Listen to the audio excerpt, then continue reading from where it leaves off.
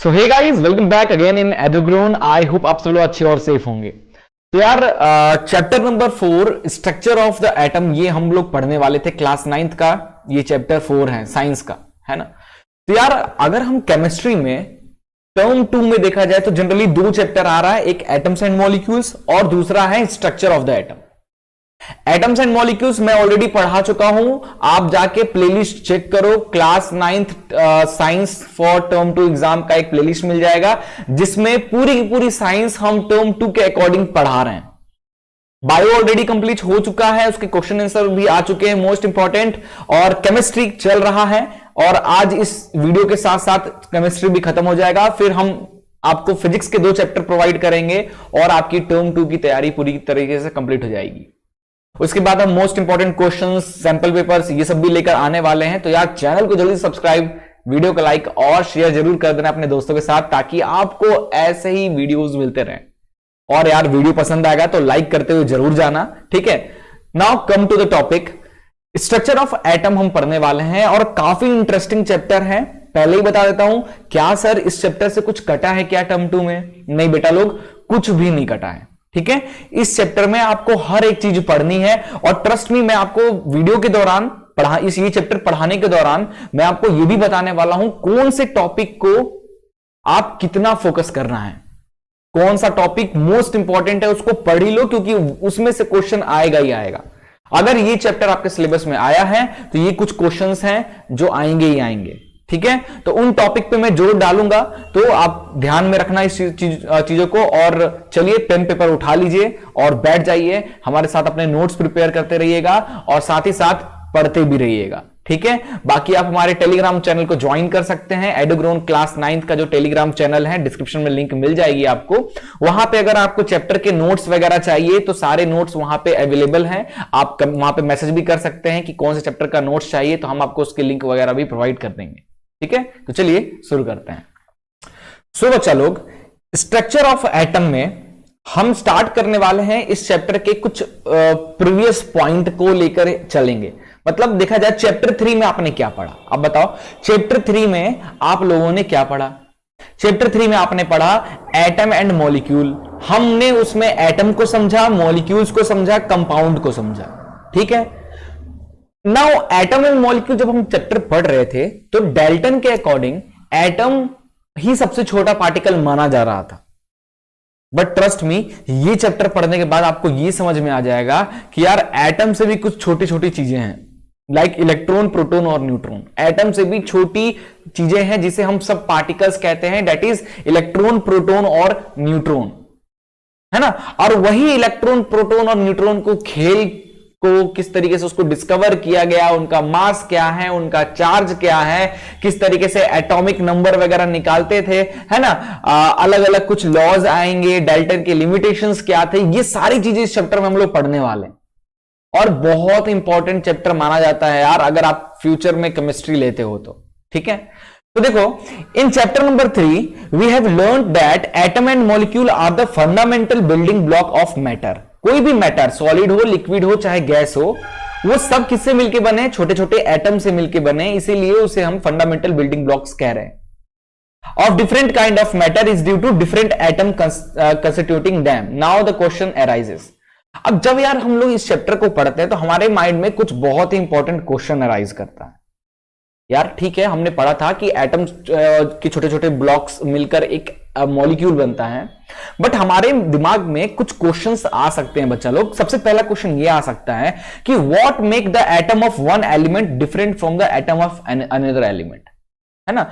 जैसे हमने हाइड्रोजन का एटम लिया और एक ऑक्सीजन का एटम लिया, तो दोनों एटम में डिफरेंस तो जमीन आसमान का। आपको पता है कि ऑक्सीजन क्या है और हाइड्रोजन क्या है, ठीक है। एक नॉन मेटल है तो दूसरा अल्कलाइन मेटल है, ठीक है। प्रॉपर्टीज की बात करें, केमिकल प्रॉपर्टीज की बात करें, फिजिकल प्रॉपर्टी की बात करें, दोनों एटम हाइड्रोजन और ऑक्सीजन दोनों दूर दूर तक मैच नहीं करते हैं, दोनों अलग अलग है। तो ऐसा क्यों है?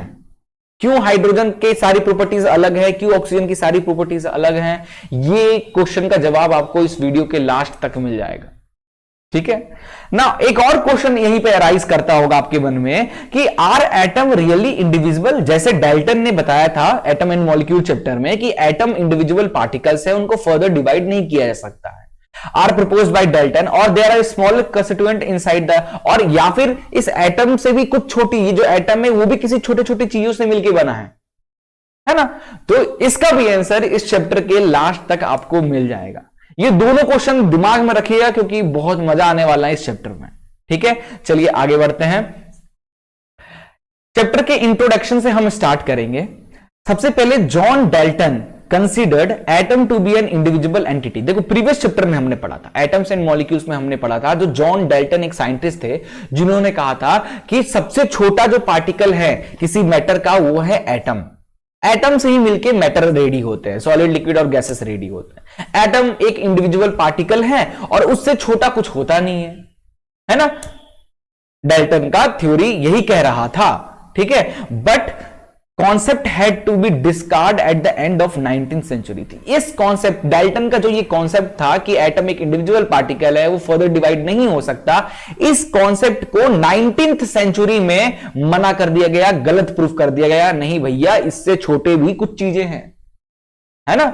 When scientists through experiment were able to find existence of charge like such as electron और proton, है ना। तो जब साइंटिस्ट क्या हुआ, क्यों साइंटिस्ट लोग ने क्यों डाल्टन की इस थ्योरी को मना किया, क्योंकि कुछ एक्सपेरिमेंट के दौरान कुछ चार्ज पार्टिकल उनको देखने को मिले, एटम के अंदर कुछ चार्ज पार्टिकल देखने को मिले, और तब उन साइंटिस्ट लोग ने डाल्टन की इस बात को नकार दिया कि नहीं भैया, एटम से भी कुछ छोटे पार्टिकल्स हैं जिन्हें सब पार्टिकल कहा जाता है, दैट इज इलेक्ट्रॉन प्रोटॉन, है ना। अभी न्यूट्रॉन भी आएंगे, चैप्टर को आगे बढ़ने दो, फिर न्यूट्रॉन की कैसे खोज हुई थी वो भी हम डिस्कस करेंगे।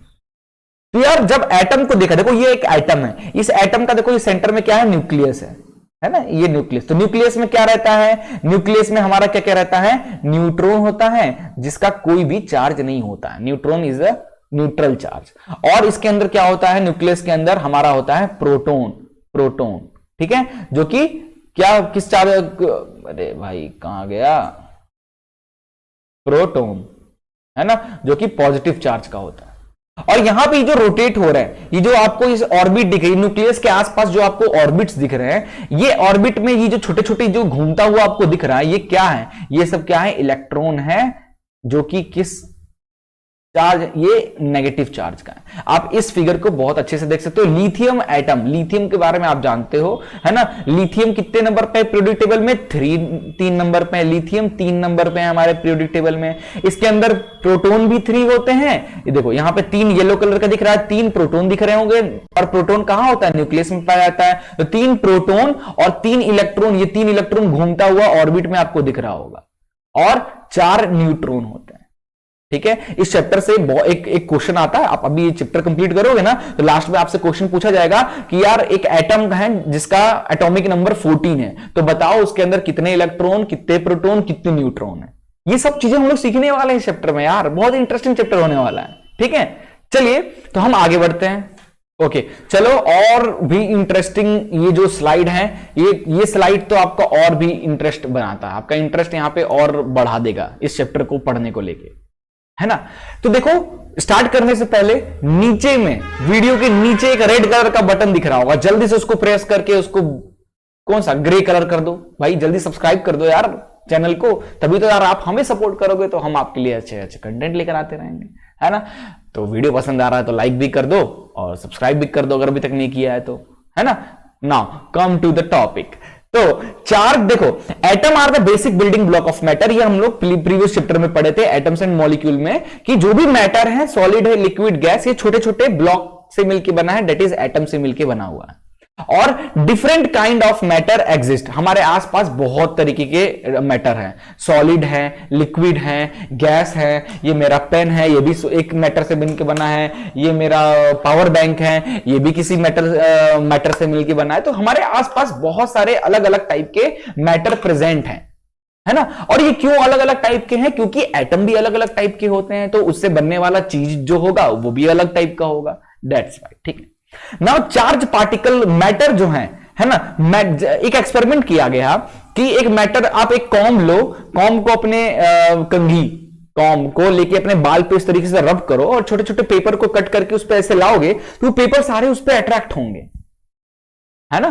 तो क्यों भाई, मतलब ये एक मैटर है, ये पेन मेरा मैटर है और ये मैटर छोटे छोटे एटम से मिलकर बना है, और जब हम इसको रब कर रहे हैं तो इसके अंदर कुछ चार्ज आ जा रहा है, इन एटम्स के अंदर कुछ चार्ज आ जा रहा है। तो मतलब यार कुछ तो ऐसी चीज है एटम के अंदर जो कि ये चार्ज शो अप कर रही है। ठीक है, आगे चल के खोज हुआ तो पता चला कि भैया इनके अंदर जो चीज है उसे हम प्रोटॉन, इलेक्ट्रॉन और न्यूट्रॉन कहते हैं। इलेक्ट्रॉन, प्रोटॉन और न्यूट्रॉन कहते हैं। इलेक्ट्रॉन नेगेटिव चार्ज का होता है, नेगेटिव चार्ज का होता है, और इसको जे थॉमसन ने डिस्कवर किया था कैथोड रे ट्यूब एक्सपेरिमेंट की हेल्प से। 11th क्लास में पढ़ोगे बहुत मस्त तरीके से कि किस तरीके से डिस्कवर किया गया था, डिटेल में कैथोड रे किस तरीके से वर्क करता है, फिर भी मैं थोड़ा बहुत आपको समझा दूंगा। ठीक है, फिर प्रोटॉन की खोज हुई, पॉजिटिव चार्ज पार्टिकल, प्रोटॉन की खोज हुई। ठीक है, इसको अर्नेस्ट रदरफोर्ड ने गोल्ड फॉइल एक्सपेरिमेंट की हेल्प से ढूंढा था। इसके बाद न्यूट्रॉन जिसका कोई चार्ज ही नहीं होता है, इसे जेम्स चैडविक ने ढूंढा था। ये तीनों नाम यार बहुत इंपॉर्टेंट है, जिंदगी भर याद रखना, बहुत काम आएगा। ठीक है, तो चलो यार ये सब तो हमने जान लिया, किसको किसने डिस्कवर किया था, कैसे डिस्कवर हुआ था, उनके प्रॉपर्टीज क्या है, अब हम आगे स्लाइड्स में डिस्कस करेंगे। ओके, ये भी एक इंपॉर्टेंट स्लाइड है ना। वैसे ये स्लाइड की जरूरत अभी नहीं थी, पहले तो इलेक्ट्रॉन, प्रोटॉन, न्यूट्रॉन के बारे में डिटेल में पढ़ लेना था, तब इस स्लाइड की जरूरत पड़ती, बट अगर हमारे सामने आ गया है तो हम देख ही लेते हैं। ये आप देखो यार, ये एनिमेशन फिगर देखो, ये देखो आपको ये प्लस प्लस दिख रहा है, ये न्यूक्लियस है ना, ये सेंटर पे हमारा न्यूक्लियस है, ये पूरा एक एटम है। तो सेंटर पे क्या क्या दिख रहा है आपको, प्लस दिख रहा है यानी प्रोटॉन दिख रहा है, और ये डार्क ग्रे कलर का दिख रहा होगा, छोटे छोटे गोले, ये डार्क ग्रे कलर के इधर में ये रहे, और ये हमारे न्यूट्रॉन है, और ये इलेक्ट्रॉन भैया है जिनको चुल मची हुई है, और ये जो कि उछल रहे हैं, शांत रह ही नहीं पा रहे हैं, है ना, इनको चुल लगी हुई है। चलो आगे बात करते हैं, कुछ इनके बारे में इंपॉर्टेंट, इस टेबल की हेल्प से कुछ इंपॉर्टेंट चीजें देख लेते हैं। देखो इलेक्ट्रॉन की बात करें तो इलेक्ट्रॉन कैसा होता है, नेगेटिव चार्ज का होता है। तो ये कहां पे पाया जाता है, न्यूक्लियस के बाहर पाया जाता है। देखो ये न्यूक्लियस है, ये सेंटर पे न्यूक्लियस है, न्यूक्लियस के बाहर ये जो चुल लगी हुई है ना, जो रुकी नहीं रहे हैं, ये हमारे इलेक्ट्रॉन है। आउटसाइड द न्यूक्लियस पाया जाता है, इनका लोकेशन है। इनका चार्ज है -1.602 इंटू 10⁻⁻19 कूलम। क्या है, 10⁻⁻19 coulomb is the unit of charge.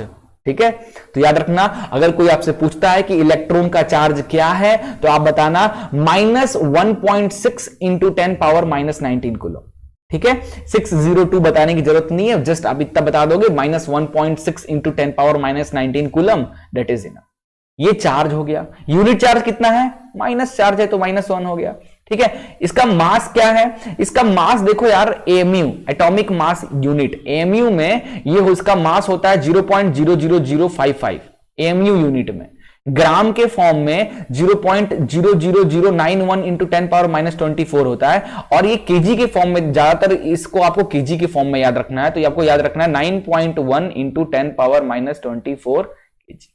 ठीक है, आपको केजी के फॉर्म में याद रखना है जनरली। तो इलेक्ट्रॉन का चार्ज क्या होता है, -1.6 इंटू 10⁻⁻19 कूलम। इलेक्ट्रॉन का मास कितना होता है, 9.1 इंटू 10⁻⁻24 केजी। ठीक है, ये दो चीज याद हो गया। आगे हम प्रोटॉन की बात करते हैं, तो प्रोटॉन हमारा पॉजिटिव चार्ज का होता है, न्यूक्लियस में पाया जाता है। इस फिगर में आप देख सकते हो, इसका चार्ज जो इलेक्ट्रॉन का चार्ज होता है वही होता है, बट वहां माइनस था, यहां बस प्लस है, देख लो, है ना।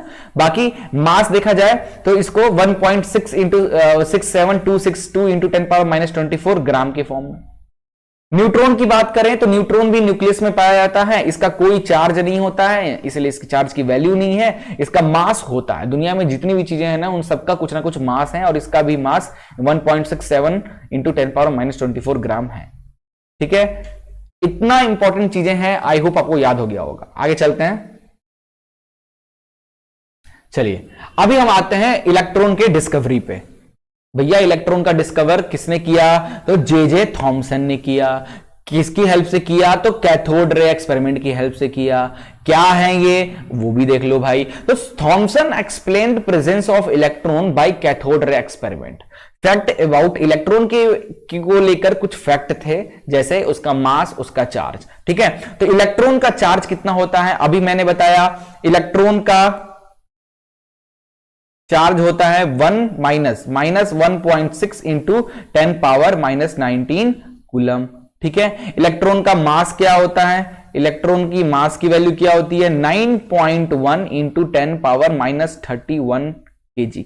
ओके, मैंने आई थिंक पीछे आपको 24 ग्राम था, ग्राम को केजी में कन्वर्ट करेंगे तो 3 जीरो क्या उधर 6 और 3, हाँ 31 आ जाएगा। तो 9.1 इंटू 10⁻31 केजी है ना, इलेक्ट्रॉन का मास है भैया केजी के फॉर्म में। याद रखना, अभी पीछे में आई होप मेरे से मिस्टेक हो गया है ना, ध्यान रखना आप इस चीज का। तो ये कुछ फैक्ट थे है ना। तो अब देखो इसकी भी आप पढ़ सकते हो डिटेल में कि यार किस तरीके से खोजा गया है ना। ये आप देख सकते हो कैथोड रे एक्सपेरिमेंट है। ये एक शीशे का एक ट्यूब लिया गया, उस ट्यूब के अंदर कुछ वैक्यूम जनरेट किया गया, एक तरफ कैथोड लगाया गया, कैथोड का प्लेट, एक तरफ एनोड का प्लेट लगाया गया, उसको बैटरी से कनेक्ट किया गया, है ना। अब जैसे बैटरी का स्विच ऑन किया गया, स्विच को ऑन किया गया तो जो भी यहां पे क्या था इलेक्ट्रॉन थे वो यहां से निकलने लगे और वो पॉजिटिव चार्ज की तरफ जाने लगे, है ना। इलेक्ट्रॉन यहां से निकल के पॉजिटिव चार्ज की तरफ जाने लगे और वो जाकर यहां पे स्ट्राइक कर रहे थे। ये देखो, ये फ्लोरेसेंट का हमने क्या किया, फ्लोरेसेंट नाम का एक केमिकल आता है, उसको हमने ग्लास पर लगा दिया। ये जो हमारी ट्यूब लाइट आती थी ना पुराने जमाने में, ट्यूब लाइट, उसको फोड़ते थे तो अंदर से व्हाइट ऐसे हाथ लगाकर निकालोगे ना, व्हाइट कुछ लगा रहता है, उसी फ्लोरेंस पाउडर होता है। ठीक है, जब भी उसमें इलेक्ट्रिसिटी स्ट्राइक करती है तो वो चमकता है ना। जब भी इलेक्ट्रिसिटी स्ट्राइक करती है तो क्या होता है भाई, वो हमारा चमकता है, जैसे आप ये स्क्रीन पे देख सकते हो। ये देखो, ये स्टार्ट किया हमने प्लग जैसे स्टार्ट किए, देखो है ना, ये दिख रहा है चमक रहा है। इस तरीके फ्लोरेसेंस जो है चमकने लगता है। तो इस तरीके से कैथोड रे की हेल्प से हमने इलेक्ट्रॉन की खोज की थी। ठीक है, इससे ज्यादा आपको इसमें डिटेल में नहीं जानना है क्योंकि इतना नहीं पूछेगा। ठीक है, आइए चलते हैं प्रोटॉन की खोज कैसे की गई थी। तो एनोड रेस की हेल्प से या कैनाल रे। देखो कैथोड और एनोड याद है, कैथोड यानी नेगेटिव टर्मिनल, एनोड यानी पॉजिटिव टर्मिनल, है ना। तो कैथोड रे नेगेटिव टर्मिनल की हेल्प से हमने इलेक्ट्रॉन ढूंढा, अब एनोड रे पॉजिटिव टर्मिनल की हेल्प से हम प्रोटॉन ढूंढेंगे। तो किसने ढूंढा, ई गोल्डस्टाइन ने ढूंढा था। By the famous anode ray canal ray experiment was able to detect presence of positive charge particle called proton in an atom. के अंदर प्रोटॉन होता है, एक पॉजिटिव चार्ज पार्टिकल है, वो गोल्डस्टाइन ने ढूंढा था। ठीक है, क्या फैक्ट है प्रोटॉन को लेके, तो प्रोटॉन का मास कितना, चार्ज कितना होता है, तो प्लस 1.6 इंटू 10⁻⁻19 है ना, इस तरीके से लिखा हो -19 कूलम। इसका मास कितना होता है, तो आप देख सकते हो 1840 टाइम्स ज्यादा होता है इलेक्ट्रॉन के मास से। ठीक है, इस तरीके से आपको इस चीज को याद रखना है। अब देखो ये वर्क कैसे किया है ना, ये वर्क कैसे किया जरा देखो यार। एक हमने इस तरीके से वैक्यूम ट्यूब लिया, कैथोड लिया, एनोड लिया, है ना। इस तरीके से आप देख सकते, ये देखो एनोड रे है हमारा, है ना। इधर चलते हैं, ये देखो ये वाला डायग्राम तो पिछले वाले का था, है ना, क्योंकि यहां पे देखो कैथोड से इलेक्ट्रॉन्स निकल रहा है, एनोड के क्योंकि नेगेटिव टर्मिनल से कनेक्ट है ना, ये पॉजिटिव की तरफ जाएगा। तो ये नेगेटिव टर्मिनल से चार्ज इलेक्ट्रॉन्स निकला, पॉजिटिव की तरफ जा रहा था, वहीं बीच में होल कर दिया, तो उससे ये ट्रेवल करके इस तरफ आ गया और ये फ्लोरेसेंट पे स्ट्राइक किया, जिसकी वजह से क्या हुआ, ये चमक रहा है ना। तो ये पॉजिटिव वाला तो थोड़ी नहीं इधर आएगा, है ना, क्योंकि इस तरफ तो कुछ लगा ही नहीं जो अट्रैक्ट करे पॉजिटिव चार्ज को। तो इधर नेगेटिव है और इधर पॉजिटिव, तो पॉजिटिव वाला किसको अट्रैक्ट कर रहा होगा, इस नेगेटिव चार्ज को। बीच में होल करने से क्या हो रहा है, वो नेगेटिव चार्ज यहां से क्रॉस ओवर करके यहां फ्लोरेसेंस पे स्ट्राइक कर रहा है। तो हमें एटम के अंदर एक न्यूक्लियस चार्ज मिला, मतलब नेगेटिव चार्ज मिला, जिसे हम लोगों ने इलेक्ट्रॉन नाम दिया। वहीं प्रोटॉन के केस में हमने उल्टा कर दिया, हमने इस बार इस तरफ एनोड लगाया, पॉजिटिव टर्मिनल लगाया, और ये हमारा है कैथोड नेगेटिव टर्मिनल। अब देखो अब क्या हुआ, जैसे हमने प्लग ऑन किया, ये इलेक्ट्रॉन्स यहां से निकला, ये और बीच में हाइड्रोजन गैस डाल दिया, बीच में हमने हाइड्रोजन गैस डाल दिया।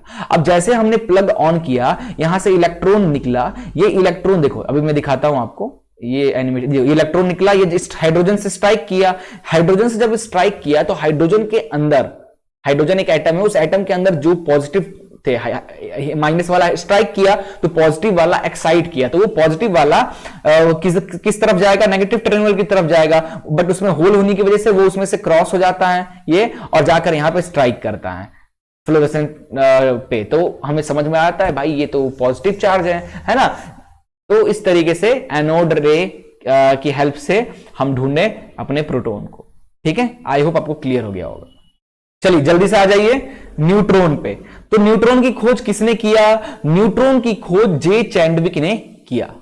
जे चैंडविक ने कैसे किया? तो देखो, जे चैंडविक bombarded lighter element like lithium, boron, etc. with alpha particle and observe emission of new particle having zero charge but having mass equal to the proton के आसपास उसका मास था। This particle were called, वैसे पार्टिकल को neutron कहा गया और neutral particle of the atom कहा जाता है। ठीक है। Neutron are absent in protium isotope of hydrogen atom. ठीक है, तो हाइड्रोजन का H, हाइड्रोजन के अलग अलग आइसोटोप है ना, तो हाइड्रोजन 1 का मास 1, ये वाला जो आइसोटोप है जिसे हम लोग प्रोटियम कहते हैं, हाइड्रोजन का जो ये वाला आइसोटोप है जिसे हम प्रोटियम कहते हैं, इसमें न्यूट्रॉन नहीं रहता है। ये एक एमसीक्यू पेपर होता है तो ये क्वेश्चन जरूर पूछाता है कि ऐसा कौन सा एटम है या कौन सा ऐसा एटम है जिसमें क्या बोलते हैं न्यूक्लियस नहीं पाया जाता है। ठीक है, तो भैया बताना हाइड्रोजन एटम है और वो भी हाइड्रोजन का आइसोटोप है जिसका नाम है प्रोटियम, जिसमें न्यूक्लियस नहीं पाया जाता है। ठीक है, now since the mass of electron are negligible as compare to the proton and neutron, sum of masses of proton neutron in an atom will compose in atomic masses. ठीक है, जैसे कि इसमें है मास ऑफ इलेक्ट्रॉन की बात किया जाए, इसमें न्यूट्रॉन इलेक्ट्रॉन की मास है, यहां पे न्यूट्रॉन का mass as compare to electron बहुत ज्यादा है। ठीक है, मतलब उतना भी ज्यादा नहीं, अप्रोक्सीमेट। तो देखो ये एक्सपेरिमेंट हुआ कैसे, अगर आप ध्यान से देखोगे, हमने अल्फा पार्टिकल लिया। अल्फा पार्टिकल क्या होता है? प्लस चार्ज होता है। हमने कोई भी रेडियो एक्टिव सब्सटेंस लिया, उस पे लाइटनिंग से स्ट्राइक किया, जिसकी वजह से उसके रेज एक्साइट हुए, उसके एटम एक्साइट हुए, वो रेज के फॉर्म में बाहर आया, है ना। आपको मैं दिखाता हूं, ये देखो, ये रेस के फॉर्म में अल्फा पार्टिकल आया, ये बेरिलियम पे स्ट्राइक किया, बेरिलियम एटम पे स्ट्राइक किया, और ये जो बेरिलियम एटम पे जब ये स्ट्राइक किया, है ना, ये देखो बेरिलियम एटम पे जब स्ट्राइक किया तो ये एटम बेरिलियम का प्रेफिन वैक्स से निकला और ये जाकर डिटेक्टर में जाकर लगा और डिटेक्टर ने डिटेक्ट किया। लेकिन जब डिटेक्टर ने इसको डिटेक्ट किया, इन दैट केस, ठीक है, इन दैट केस उसका कोई चार्ज नहीं मिला उसको, ना वो पॉजिटिव चार्ज का था ना वो नेगेटिव चार्ज का था। तो ये था क्या? मास भी डिटेक्ट हो गया, तो ये था क्या? तो इन्होंने बोला कि यार एटम जो है ना, एक और नई चीज यहां खोज हुई, एटम एक और एक्स्ट्रा सब पार्टिकल से मिलकर बना है जिसे हम न्यूट्रॉन नाम दिया गया। ठीक है, तो हमने क्या क्या देख लिया? हमने देख लिया भैया इलेक्ट्रॉन की कैसे ढूंढी गई, प्रोटॉन कैसे ढूंढा गया और न्यूट्रॉन कैसे ढूंढा गया, तीनों के चार्ज के बारे में देख लिया, है ना, तीनों के मास के बारे में देख लिया, कौन से साइंटिस्ट ने इसे ढूंढा था, कैसे ढूंढा था, ये सारी चीजें हमने अभी तक इस स्लाइड में देख लिया है। अब हम आगे चलते हैं और आगे बढ़ते ही हम लोग डिस्कस करने वाले हैं किसके बारे में भाई? हम लोग डिस्कस करेंगे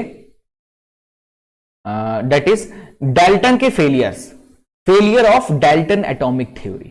चैप्टर नंबर 3 में आपने डाल्टन के कुछ ये जो पॉइंट्स आपको दिख रहे होंगे 1 2 3 4 5 6, ये 6 आपने डाल्टन के पोस्टुलेट पढ़ा था, एग्जाम में आता है, राइट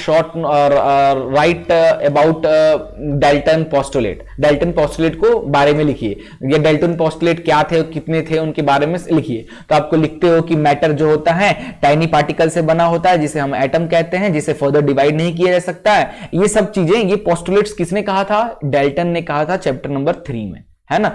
अब इनमें से कुछ गलत हैं, कौन कौन से गलत है अभी हम यहां पे देखने वाले हैं इस स्लाइड में। वही हम limitation of Dalton atomic theory कहो या failure of Dalton atomic theory कहो। तो देखो पहली पॉइंट डाल्टन ने जो कहा था कि मैटर एक इंडिविजुअल पार्टिकल है ना, जिसको फर्दर डिवाइड नहीं किया जा सकता। ये कॉन्सेप्ट है बिल्कुल गलत, क्योंकि अभी हमने इलेक्ट्रॉन, प्रोटॉन और न्यूट्रॉन की खोज कर दी। तो डाल्टन की ये कॉन्सेप्ट तो सीधे से गलत हो जाता है। हमने देखा कि हमारा जो एटम है वो कोई इंडिविजुअल पार्टिकल नहीं, हमारा जो एटम है वो छोटे छोटे और भी पार्टिकल, सब पार्टिकल से मिलकर बना है जिसे हम इलेक्ट्रॉन, प्रोटॉन और न्यूट्रॉन कहते हैं।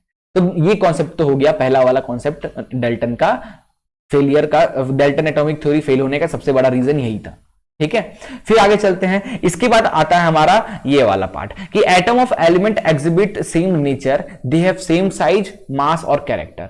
इनका कहना था कि जितने भी एटम हैं, है ना, उनका मास, साइज, मतलब सेम टाइप के जो एटम है, जो लाइक जितने भी सेम टाइप के एटम है, उनका मास, उनका कैरेक्टरिस्टिक, उनकी साइज सब सेम होगा।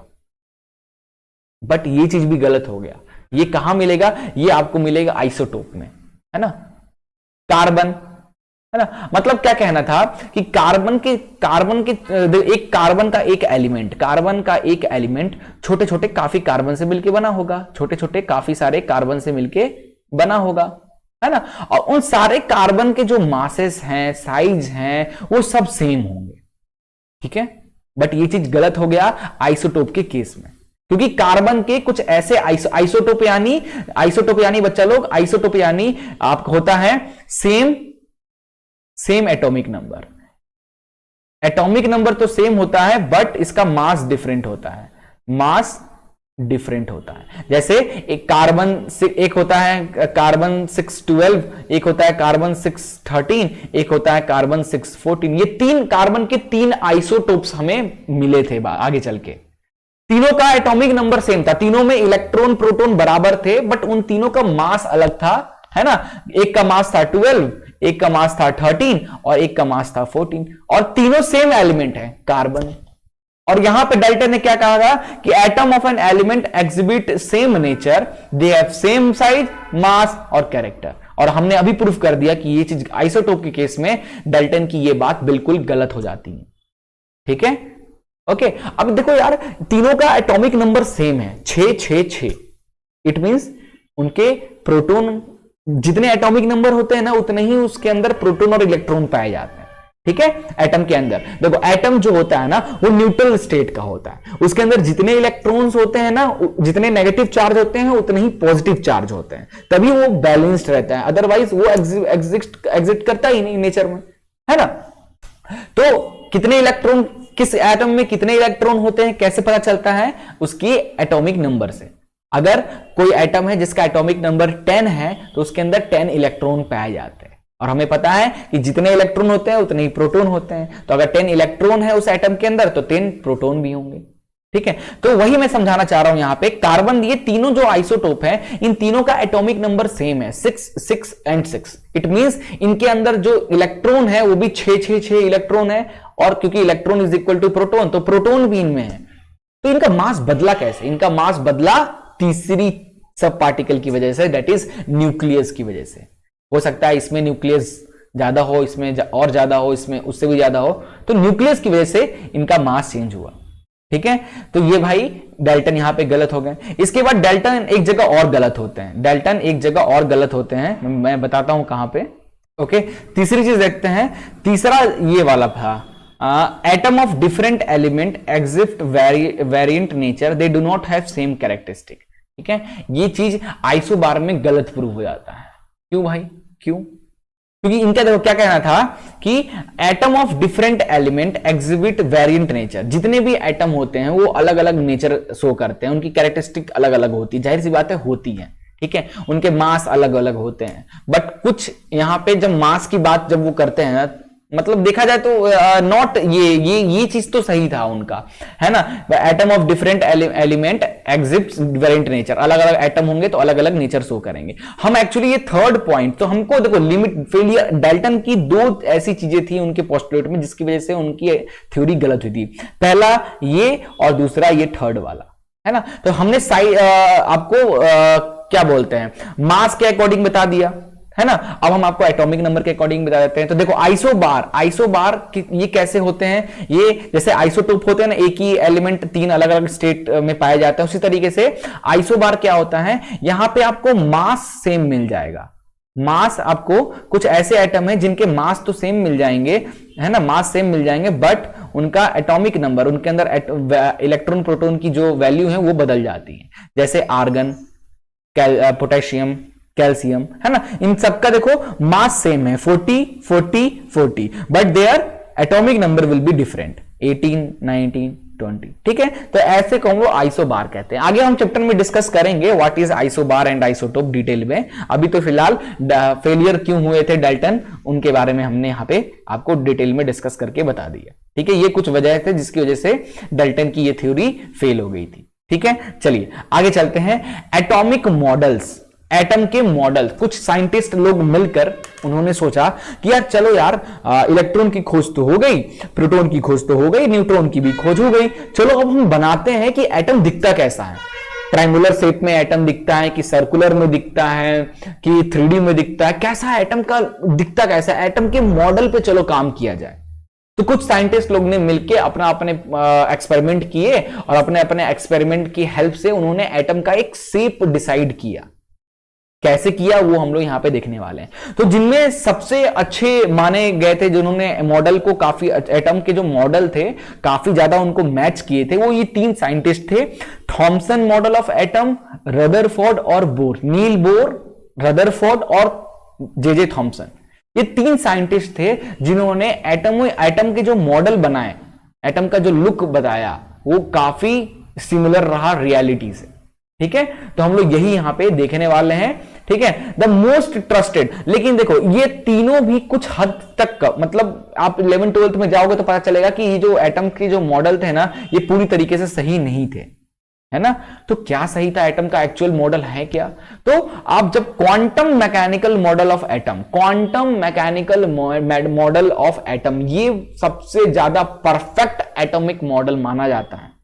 ठीक है, quantum mechanical model of atom. आप नेट में सर्च करके इसके बारे में डिटेल में पढ़ो, बहुत अच्छी चीजें हैं। आपके क्लास 9th के हिसाब से ये बहुत ज्यादा हाई लेवल का हो जाएगा। क्वांटम मैकेनिक्स में घुसना पड़ेगा, 12th में घुसना पड़ेगा। फिलहाल आपके सिलेबस में इतना है नहीं, ये जस्ट इंफॉर्मेशन मैंने आपको बता दिया। ठीक है, चलिए अभी हम स्टार्ट करेंगे थॉमसन मॉडल ऑफ एटम से। ठीक है, अभी हम लोग थोड़ा सा स्पीड करेंगे, तो आपको फुल कंसंट्रेट करना है बच्चा लोग। ठीक है, क्योंकि अभी मैं वीडियो को थोड़ा और फास्ट करने वाला हूं, क्योंकि 1 शॉट में हमको पूरा चैप्टर खत्म करना है। तो वीडियो भी 1 शॉट की तरह होना चाहिए। 1 घंटे के अंदर हम कोशिश करते हैं कि ये चैप्टर्स को खत्म कर दें, है ना। तो अभी मैं थोड़ा और फास्ट पढ़ाने वाला हूं, क्योंकि हमने बहुत अच्छी अच्छी चीजें, बेसिक चीजें इस चैप्टर का डिस्कस ऑलरेडी कर लिया है। ठीक है, अभी हम लोग थोड़ा हाई लेवल की चीजें डिस्कस करेंगे और बहुत तेजी से डिस्कस करेंगे। तो कंसंट्रेशन जो है उसको और फोकस में बदल दो, और फोकस अपने बढ़ा दो, अपने फोकस को। ठीक है, चलिए आते हैं हम लोग मुद्दे पे कि थॉमसन मॉडल ऑफ एटम क्या है, उसकी में क्या प्रॉब्लम आई थी, उन्होंने एक्चुअली क्या है, पहले तो ये देख लेते हैं, बाद में हम देखेंगे इसके लिमिटेशंस को। ठीक है, ड्रॉबैक्स को।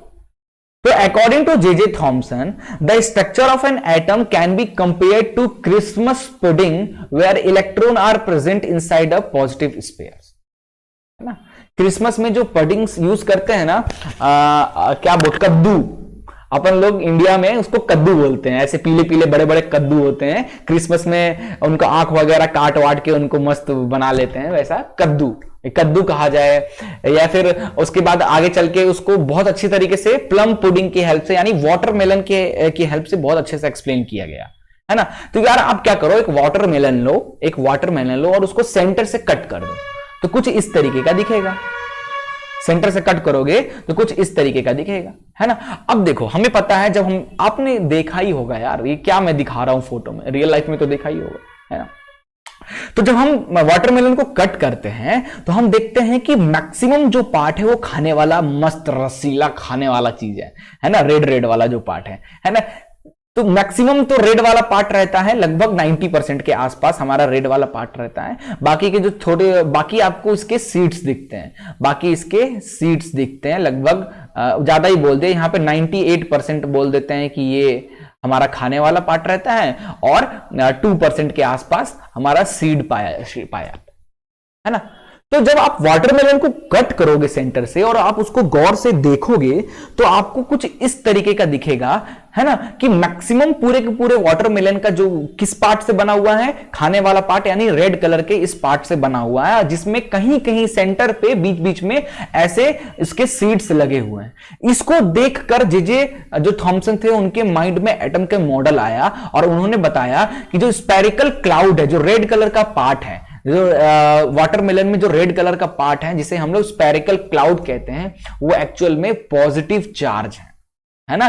और जो सीड्स हैं, छोटे छोटे सीड्स हैं, उसको उन्होंने इलेक्ट्रॉन कह दिया, सीड्स को उन्होंने इलेक्ट्रॉन कह दिया। और इसी वाटरमेलन को प्लम पुडिंग मॉडल की हेल्प से एटम को बताया गया कि एटम कैसा दिखता है। तो एटम एक सर्कुलर टाइप का दिखता है, जिसके मैक्सिमम पार्ट में प्रोटॉन पाया जाता है और कहीं कहीं इलेक्ट्रॉन्स पाए जाते हैं, जो कि आसपास इस तरीके से रहते हैं। ठीक है, बट ये हमें पता है कि ये एटम का सही शेप नहीं है, ये सही मॉडल एटम का नहीं है, बट ठीक है ना, पहले गलत चीज पढ़ते हैं फिर धीरे धीरे हम खुद उसको सही कर लेंगे। ठीक है, तो an atom is composed of a positive charge sphere in which electron are embedded.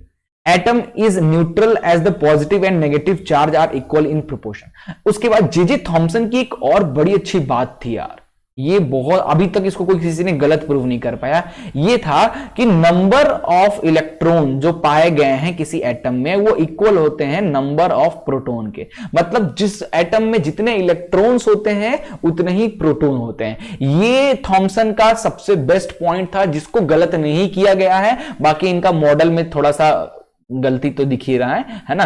हमें पता है कि इतना ज्यादा तो प्रोटॉन रहता नहीं, पूरे सरफेस पे प्रोटॉन रहे, प्रोटॉन तो एक छोटे से पार्ट में रहता है न्यूक्लियस के अंदर, बाकी तो पूरा का पूरा एटम तो खोखला है, उसमें ऑर्बिट्स ऑर्बिट बने हुए हैं जिसमें इलेक्ट्रॉन घूम रहे हैं, है ना। तो ये मॉडल गलत है, बट हमें गलत मॉडल भी पढ़ना है। इसी गलत गलत करते करते ही लोग सीखते हैं। ठीक है, तो इस तरीके से साइंटिस्ट लोग ने गलती कर करके सीखा है ना।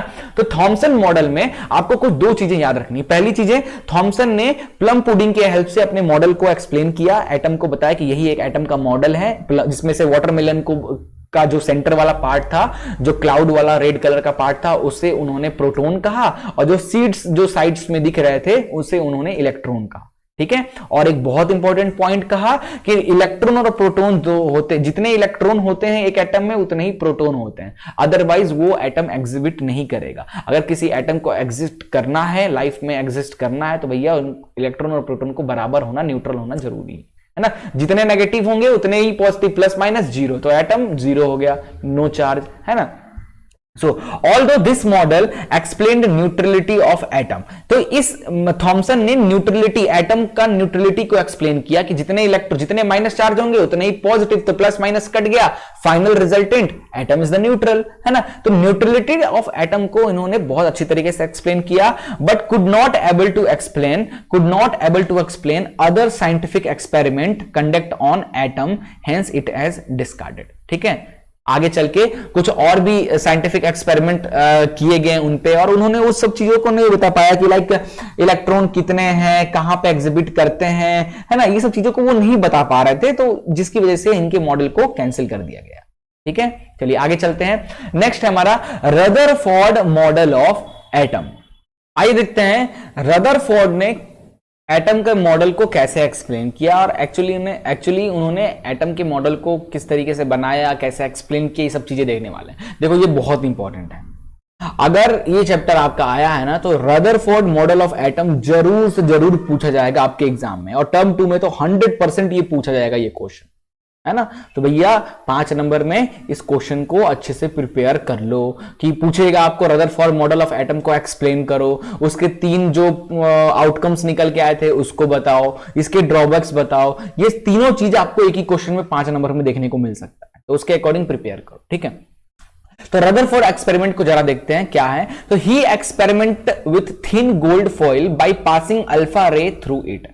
ठीक है, तो देखो यार, इन्होंने थिन गोल्ड फॉइल लिया जिसपे अल्फा पार्टिकल को स्ट्राइक कराया, बहुत पतला। हमारा जो बाल है ना, एक बाल अगर मैं तोड़ूं तो वो बाल की जो थिकनेस है उससे भी पतला गोल्ड फॉइल उन्होंने बनाया, और उस पे अल्फा पार्टिकल के रेस को स्ट्राइक किया। और जब उन्होंने स्ट्राइक किया तो वो कुछ और, वो जो सोच रहे थे कि ऐसा कुछ होगा वो तो हुआ ही हुआ, उसके अलावा कुछ ऐसी चीजें देखने को मिली रदरफोर्ड को कि रदरफोर्ड हैरान हो गए, ओ तेरी ये क्या हो गया, ऐसा कुछ रदरफोर्ड के साथ हुआ। ठीक है, और उन जो नई चीजें दिखी उनको, उन सब चीजों को काफी गौर से देखने के बाद रदरफोर्ड ने 3 आउटकम्स, अपने 3 पोस्टुलेट्स बोले, एक्चुअली 3 थॉट्स उन्होंने रखा जो कि अभी तक सही माना जाता है। ठीक है, आइए। He expected that the gold atom will deflect the alpha particle. उन्होंने एक्चुअली सोचा क्या था, देखो उन्होंने क्या सोच के ये एक्सपेरिमेंट किया था, मैं बताऊं तो आपको। तो देखो उन्होंने क्या सोचा था कि यार हम क्या करेंगे कि हम गोल्ड फॉइल बनाते हैं, पतली सी गोल्ड फॉइल, और उस पर जब अल्फा पार्टिकल पॉजिटिव पार्टिकल होता है, तो जैसे कि अभी देखो, अभी प्रीवियस में हमने डिस्कस किया, थॉमसन ने क्या कहा कि एटम का मैक्सिमम पूरा का पूरा जो पार्ट है वो पॉजिटिव चार्ज है, आप वाटरमेलन का एग्जांपल ले लो ना, तो वाटरमेलन को कट करते हो तो रेड रेड वाला तो इतना सारा दिखता है, तो रेड वाले को उन्होंने क्या कहा था, पॉजिटिव पार्ट कहा था, है ना। तो उन्होंने गोल्ड को इतना पतला बनाया, और गोल्ड इतना पतला इसलिए बनाया ताकि वो उस पर जब अल्फा, वो एक नॉर्मल एटम के लेयर के फॉर्म में आ जाए, ऐसे एक एक एटम के लेयर में आ जाए। इतना तो पॉसिबल नहीं था, फिर भी उन्होंने काफी पतला गोल्ड फॉइल बनाया। और अल्फा पॉजिटिव पार्टिकल होता है, जाहिर सी बात है प्लस प्लस क्या करेंगे, डिफ्लेक्ट करेंगे। तो जब अल्फा पार्टिकल उस पर स्ट्राइक कराया गया तो कुछ नई नई चीजें देखने लगा। मैक्सिमम अल्फा पार्टिकल को क्या होना चाहिए था, क्योंकि पूरा का पूरा गोल्ड फॉइल एटम में पॉजिटिव चार्ज है ना, तो पूरे वो पॉजिटिव चार्ज को डिफ्लेक्ट हो जाना चाहिए था पूरे को, बट ऐसा नहीं हुआ। क्या हुआ वही हम इसमें देखेंगे, ठीक है। आइए देखते हैं। देखो इस तरीके से गोल्ड की फॉइल बनाई गई, पतली सी गोल्ड की एक इस तरीके से फॉइल, ये तो बहुत मोटा मैं जूम करके दिखा रहा हूं, ऐसा फॉइल बनाया गया और ये अल्फा पार्टिकल्स खूब सारे भेजे गए। तो ये अल्फा पार्टिकल जब इससे स्ट्राइक हुए तो कुछ नए नए चीजें देखने को मिला, वही हम इस वीडियो में देखने वाले हैं। चलिए देखते हैं क्या हुआ। अच्छा, एक क्वेश्चन आपके माइंड में यहां पे बच्चा लोग आ सकता है, क्या आ सकता है सर क्वेश्चन, कि सर रदरफोर्ड ने गोल्ड फॉइल ही क्यों लिया, कोई और मेटल क्यों नहीं लिया, कॉपर ले लेना चाहिए था, आयरन ले लेते, और क्यों नहीं लिया। तो इसका बच्चा रीजन ये है कि गोल्ड बहुत ज्यादा डक्टाइल होता है।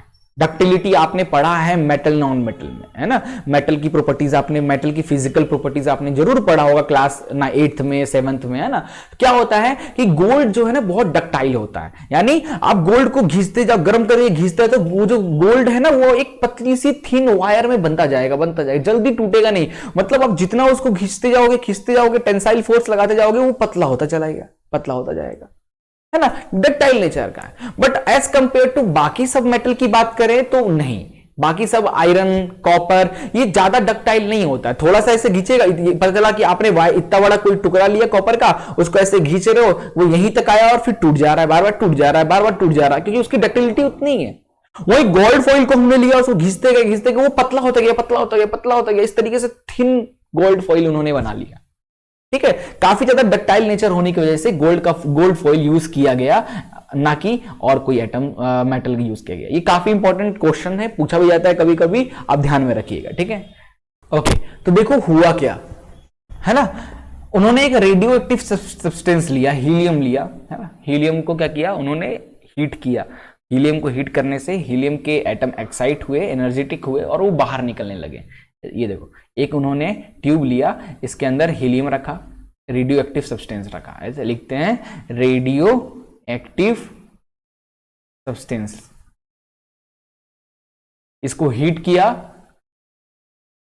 हीट करने से इस तरीके से लेजर के फॉर्म में अल्फा पार्टिकल्स निकले, पॉजिटिव अल्फा पार्टिकल्स निकला। ये रहा हमारा गोल्ड फॉइल, है ना, ये है हमारा गोल्ड फॉइल।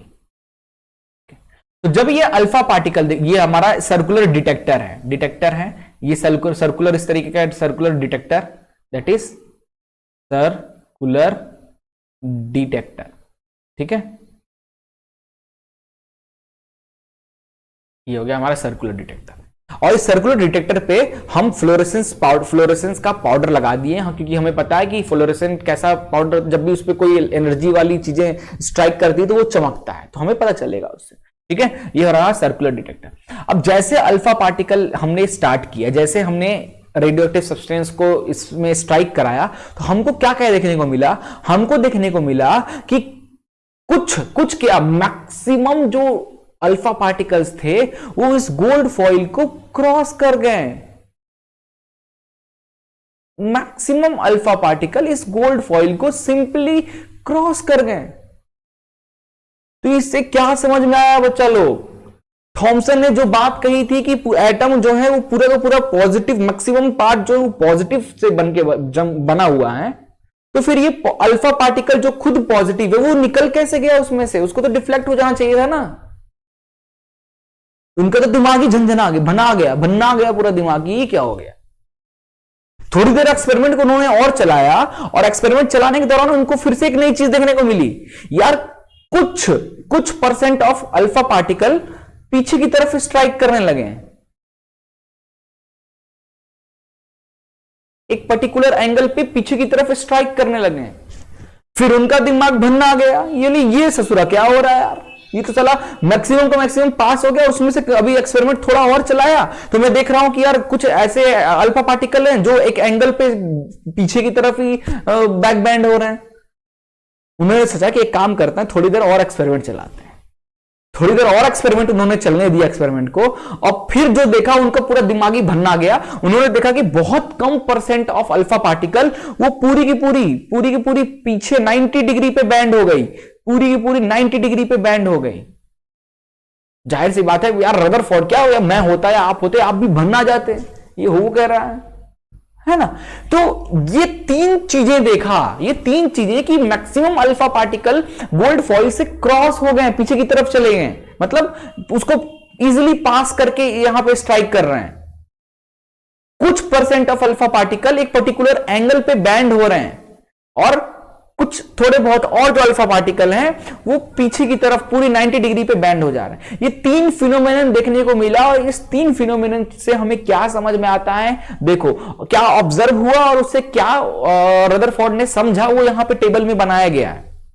सबसे पहला देखो क्या ऑब्जर्व किया गया कि अल्फा पार्टिकल, जो अल्फा पार्टिकल थे, alpha particle which had high speed moved straight through the gold foil, जो बहुत ज्यादा हाईली स्पीड अल्फा पार्टिकल थे, ये पूरे के पूरे इस गोल्ड फॉइल को क्रॉस करके उसके एकदम स्ट्राइक सामने आके चले। तो इससे क्या रदरफोर्ड ने गेस किया कि atom contain lot of empty space. तो इन्होंने कहा कि भैया ऐसा नहीं है, थॉमसन ने कहा था कि एटम जो पूरा का पूरा प्लस चार्ज से बना हुआ है, ये बिल्कुल गलत है। एटम का जो मैक्सिमम जगह है वो क्या है, वो एक एम्प्टी स्पेस है, उसमें कुछ भी नहीं है। पहला ऑब्जर्वेशन से रदरफोर्ड ने ये कहा। सेकेंड टाइम पे क्या कहा उन्होंने, some particles got diverted by side angle, थोड़े से साइड एंगल पे कुछ पार्टिकल ये साइड में डिफ्लेक्ट हो गए, डाइवर्ट हो गए, है ना। इससे रदरफोर्ड ने क्या अपने बात रखी, इन्होंने कहा कि जो जाहिर सी बात है क्योंकि अल्फा पार्टिकल पॉजिटिव चार्ज से बना हुआ है तो वो डिफ्लेक्ट होगा किसी पॉजिटिव वाले से टकरा कर ही, है ना। तो इतने सारे अल्फा पार्टिकल तो पास हो गए, बट कुछ ही अल्फा पार्टिकल जो है पर्टिकुलर एंगल पे डिफ्लेक्ट हुए हैं। इसका मतलब ये है कि positive charge in an atom are not occupying much of it space. तो इससे अंदाजा ये लगाया, क्योंकि अगर पॉजिटिव चार्ज बहुत ज्यादा होता तो बहुत ज्यादा अल्फा पार्टिकल पीछे की तरफ बैंड होते, लेकिन ऐसा नहीं हुआ। 98% अल्फा पार्टिकल तो सीधे चले गए, 1.9% अल्फा पार्टिकल बैंड हुए, यानी बहुत कम जगह है जहां पे पॉजिटिव चार्ज रखा हुआ है ना। तो इससे अंदाजा ये लगाया कि एटम के अंदर एक कहीं पे मतलब जो प्लस चार्ज है वो बहुत कम है यानी कहीं किसी एक जगह पे इकट्ठे हैं, बहुत कम से स्पेस में पॉजिटिव चार्ज पूरे के पूरे भरे हुए हैं, पूरे के पूरे एटम में नहीं है। एटम में कहीं कोने में कहीं पे एक छोटी सी जगह पे पॉजिटिव चार्ज है, ठीक है। और थर्ड चीज, only 1 out of 12,000 alpha particle को जब स्ट्राइक कराया गया, उसमें से एक अल्फा पार्टिकल ऐसा था जो पूरा का पूरा बाउंस बैक हो गया, 90 डिग्री पे बाउंस बैक हो गया। इसको देखकर उन्होंने कहा कि the positive charge are concentrated over a particular area of the atom. तो उन्होंने इस चीज को देख के ये कहा कि पूरे के पूरे एटम में पॉजिटिव चार्ज नहीं है, इस एटम के किसी छोटे से एरिया में, इस एटम के किसी छोटे से पार्ट में, किसी छोटे से एरिया में पॉजिटिव चार्ज रखा हुआ है, ठीक है। तो ये तीन ऑब्जर्वेशन से ये तीन थॉट किसने कहा, रदरफोर्ड ने कहा। यही आपको भैया याद रखना है, ठीक है। चलिए आगे चलते हैं। तो देखो क्या क्या उनके एक्सपेरिमेंट से क्या क्या सजेस्ट उन्होंने कहा, वो इंपॉर्टेंट पॉइंट्स को देखते हैं। तो atom contain lot of unoccupied space, atom के अंदर काफी सारे खाली जगह हैं। There is a heavy positive charge substance present in the center of atom which is called nucleus, ठीक है। एक सेंटर में, एटम के सेंटर पे काफी ज्यादा हैवी चार्ज कोई सब्सटेंस है जो काफी ज्यादा हैवी है, और वो काफी सारा चार्ज को अपने अंदर भी रखा हुआ है, जिसे उन्होंने नाम दिया न्यूक्लियस। और हमें पता भी है, सही कह रहे हैं, एटम के सेंटर पे एक छोटा सा बहुत ज्यादा हैवी पार्ट होता है जिसे हम लोग न्यूक्लियस कहते हैं, और इसी न्यूक्लियस के अंदर हैवी चार्ज प्रोटॉन और न्यूट्रॉन पाए जाते हैं। The nucleus contain an equal amount of positive and negative charge. ये चीज थोड़ी सी गलत हो गई थी, उनको लगा न्यूक्लियस में भी इलेक्ट्रॉन चार्ज है, बट ऐसा नहीं, हमें पता है न्यूक्लियस में सिर्फ प्रोटॉन और न्यूट्रॉन है ना। इलेक्ट्रॉन तो ऑर्बिट पे रिवॉल्व कर रहा है। Electron revolve round the nucleus in well defined orbit में, इलेक्ट्रॉन जो है वेल डिफाइंड ऑर्बिट में रोटेट कर रहे हैं, है ना, वेल डिफाइंड ऑर्बिट में। Size of nucleus is very small compare to the size of atom. अगर इतना बड़ा एटम है तो न्यूक्लियस इतना बड़ा होगा, अगर इतना बड़ा एटम है तो न्यूक्लियस इतना बड़ा होगा, अगर इतना बड़ा एटम है तो न्यूक्लियस इतना बड़ा होगा। मतलब एटम के साइज के अकॉर्डिंग देखा जाए तो न्यूक्लियस की साइज बहुत ज्यादा कम, ठीक है, जैसे कि आप यहां पे आप ये देख सकते हो, ठीक है। ओके, नेक्स्ट है drawbacks of Rutherford model. Rutherford model के ड्रॉबैक क्या है?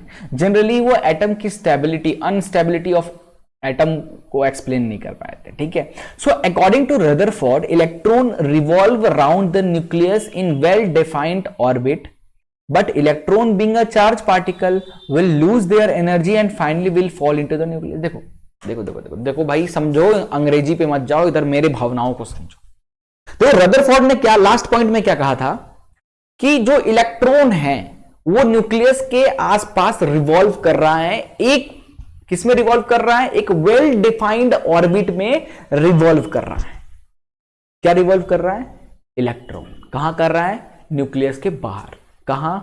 एटम में, ठीक है। ओके सर, आप तो सही कर, बट यार बच्चा लोग थोड़ा सा कॉमन सेंस तो लगाओ, ऐसा कैसे पॉसिबल है?